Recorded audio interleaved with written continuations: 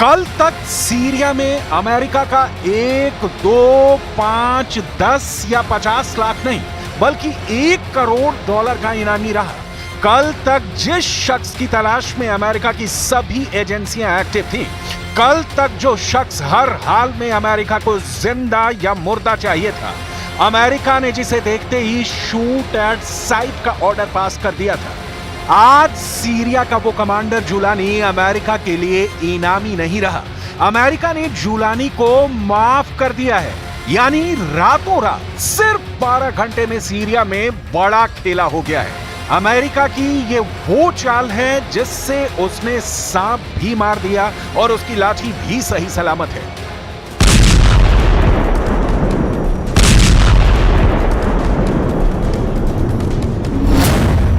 Jolani पर रखा इनाम अमेरिका ने वापस लिया। 2018 में एचटीएस को अमेरिका ने आतंकी संगठन घोषित किया था। अल कायदा से जुड़ा रहा है कमांडर जुलानी।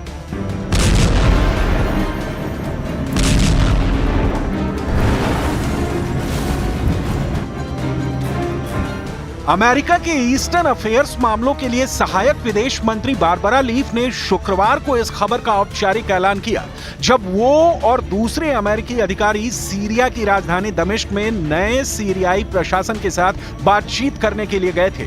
इस महीने की शुरुआत में हयात तहरीर अल शाम यानी एचटीएस के नेतृत्व में सीरिया के राष्ट्रपति बशर अल असद को सत्ता से हटाए जाने के बाद से यह अमेरिकी डेलीगेशन की सीरिया की पहली यात्रा थी। पहले आप देखिए बारबरा लीफ का वो बयान जिसने पूरी दुनिया में तहलका मचा दिया है। अमेरिका ने शुक्रवार की चर्चाओं के दौरान सकारात्मक संदेश देते हुए जुलानी के ऊपर लगाए गए $1 करोड़ के इनाम को हटाने का फैसला किया है। जुलानी और उनके संगठन से यह वादा लिया गया है कि ये अमेरिका के लिए कोई खतरा पैदा नहीं करेंगे। हम सीरियाई नेतृत्व वाली राजनीतिक प्रक्रिया का पूर्ण समर्थन करते हैं, जिसके परिणाम स्वरूप एक समावेशी और प्रतिनिधि सरकार बनेगी जो महिलाओं सहित सभी सीरियाई लोगों और सीरिया के विविध जातीय और धार्मिक समुदायों के अधिकार का सम्मान करती है।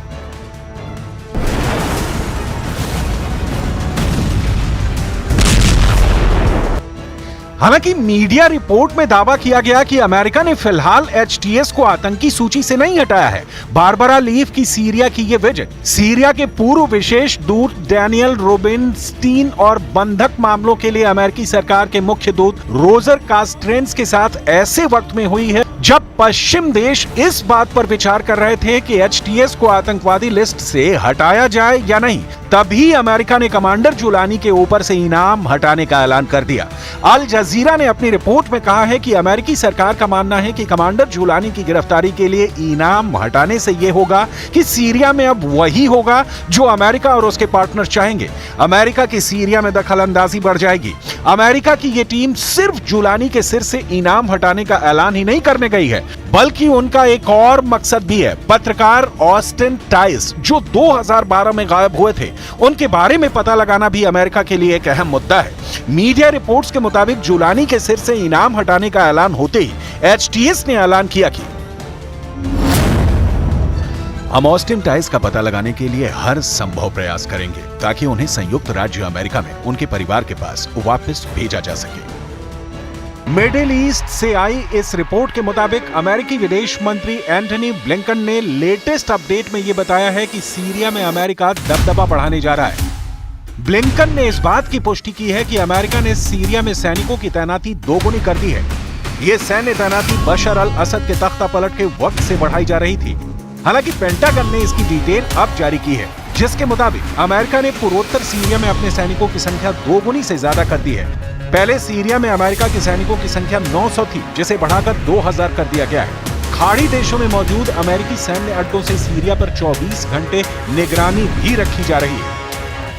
Obviously, given the current situation in Syria, just very recently, I was made aware of the fact that, hey, maybe there's more forces than just a small number, or what would normally be considered, around the 900 range. So we asked to look into it. Got those numbers today, significantly higher than 900. America को तुर्की के राष्ट्रपति Erdogan पर शायद रत्ती भर भरोसा नहीं रह गया है। सुपर पावर बार बार तुर्की के मंसूबे पर शक जता रहा है। नए चुने गए प्रेसिडेंट ट्रंप के बाद अमेरिका के विदेश मंत्रालय ने भी एर्दोआन की सीरिया पॉलिसी को पूरे खाड़ी देशों के लिए खतरनाक माना है। It's a very challenging issue. There are long-standing tensions between Turkey and these groups, and so it is not an easy path forward, but it is certainly one that we're pursuing. Syria में America अपनी पकड़ मजबूत करने की सभी कोशिशें शुरू कर चुका है। अल कायदा और ISIS जैसे आतंकी संगठनों के खात्मे के लिए सुपर पावर ने कमांडर जुलानी को अपने खेमे में लाने का जोखिम भी मोल लिया है। कमांडर जुलानी की लीडरशिप में बनने वाली नई सरकार से अमेरिका ने बातचीत का मूड बना लिया है। अमेरिका ने सीरिया में अपना डेलीगेशन भेजा है। अमेरिकी राजनयिकों का पहला ग्रुप दमिश्क में है, जो देश के नए नेताओं के साथ बातचीत करेगा और अमेरिकी पत्रकार ऑस्टिन टाइस के ठिकानों का पता लगाएगा। अमेरिका ने बताया है कि विदेश मंत्रालय की सहायक सचिव बारबरा लीफ और सीरिया में विशेष राजदूत रहे डेनियल रेबेस्टेन अंतरिम नेताओं से बातचीत कर रहे हैं। अमेरिका कुछ शर्तें पूरी करने पर कमांडर जुलानी की नई सरकार को मान्यता देने के सिग्नल दिए हैं। अमेरिका की शर्तों में गैर सांप्रदायिक नेतृत्व का गठन, अल्पसंख्यकों, महिलाओं का सम्मान और रासायनिक हथियारों का खात्मा शामिल है। अमेरिका की टेंशन ये है कि सीरिया में उसके दुश्मन फायदा उठाएं, उससे पहले सुपर पावर सारे मोहरे बिछा ले। अमेरिका को तुर्की के राष्ट्रपति एर्दोआन और ईरान के सुप्रीम लीडर अली खामेनेई की सीरिया में दिलचस्पी ने अलर्ट कर दिया है। मिस्र भी सीरिया में इजरायल के खिलाफ बयानबाजी कर अमेरिका को परेशान कर रहा है। मिस्र के राष्ट्रपति अब्दुल्ला फतेह ने इजरायल के हमलों और कब्जे का खुलकर विरोध शुरू कर दिया है। انتهاكا صارخا لسيادتها على خلفية استيلاء إسرائيل على المزيد من الأراضي السورية مؤخرا وشن اعتداءات على الأراضي السورية وإعلانها من طرف واحد عن إلغاء اتفاق فض الاشتباك لعام 1974 وتدين مصر بأشد العبارات تلك الممارسات وتؤكد دعمها التام لوحدة واستقرار سوريا وسيادتها وسلامة أراضيها।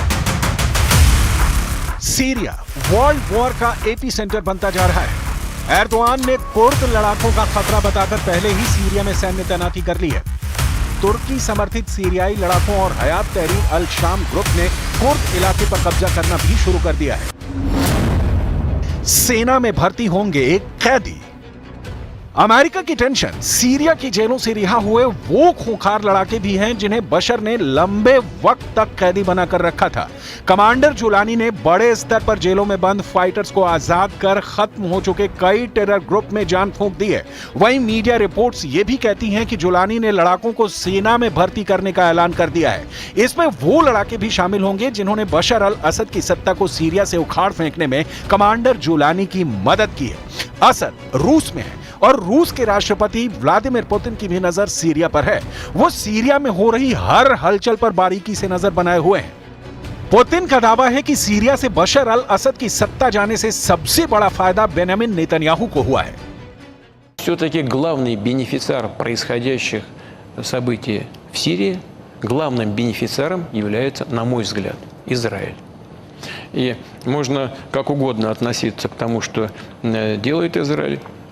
Россия осуждает захват любых сирийских территорий, это очевидно. Наша позиция здесь не подлежит никакой корректировке. मैदान सीरिया का है, जमीन सीरिया की है और उसमें उलझे हुए हैं इजराइल, तुर्की, अमेरिका और ईरान। ईरान के सर्वोच्च नेता अली खामेनेई के जनरल हुसैन सलामी ने कहा है कि इजराइल को सीरिया में दफन कर देंगे। زندگی می‌کردند چون ما به دنبال عزتشان بودیم. ما نرفته بودیم تا بخشی از خاک سوریه را منضم به خاک خودمان کنیم. نرفته بودیم تا آنجا را میدان جستجوی منافع بلند پروازانه و زیاده خواهانه خود قرار دهیم. इस वक्त सीरिया के आसमान में इजराइल की एयरफोर्स बहुत एक्टिव है। इजराइल के F-15 फाइटर जेट लगातार उड़ान भर रहे हैं और इनको ऐसे ऐसे बमों से लैस किया गया है। जिनसे ऐसे धमाके हो रहे हैं कि सीरिया की सेना को मिट्टी में मिलाने वाले इजरायली अटैक ने तेहरान तक दहशत फैला दी है।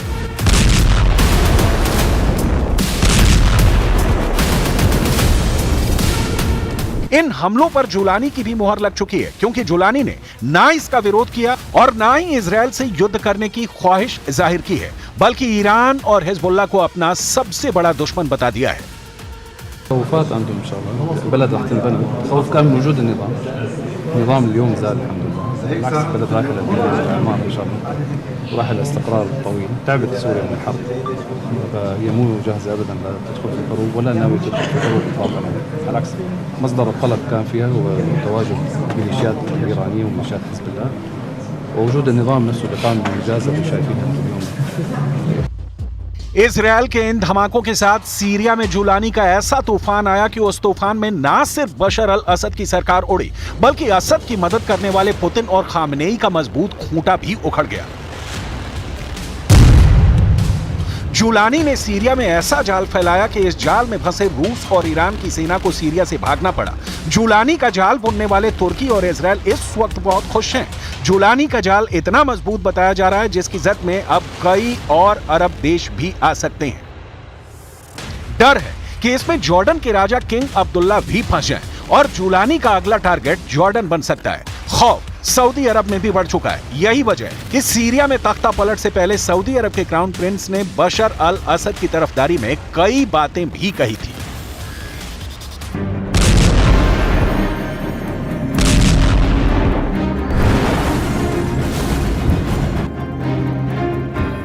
جستجوی منافع بلند پروازانه و زیاده خواهانه خود قرار دهیم. ما رفته بودیم تا اجازه ندهیم عزت مسلمانان تخریب شود.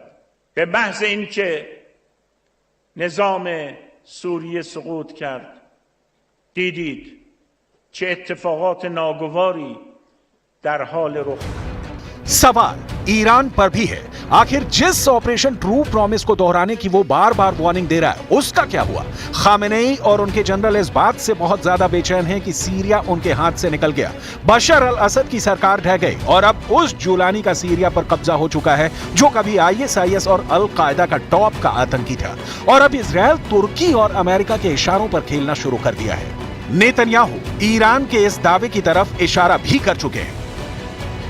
هرچه جنایت کنید پر انگیزه تر میشه، هرچه با اونها بجنگید گسترده تر میشه و من به شما عرض میکنم به حول و قوه الهی گستره مقاومت ईरान बशर अल असद की सत्ता को उखाड़ फेंकने को इजरायल और अमेरिका की साजिश बता रहा है, तो न्यूज 18 इंडिया के स्टूडियो में आए भारत में इजरायल के राजदूत ने कहा कि इजरायल ने दुनिया को खतरे से बचाया क्योंकि उन्होंने सीरिया में केमिकल और बायोलॉजिकल हथियारों को नष्ट किया। जो असद के लड़ाकों के पास होते तो दुनिया खतरे में आ जाती।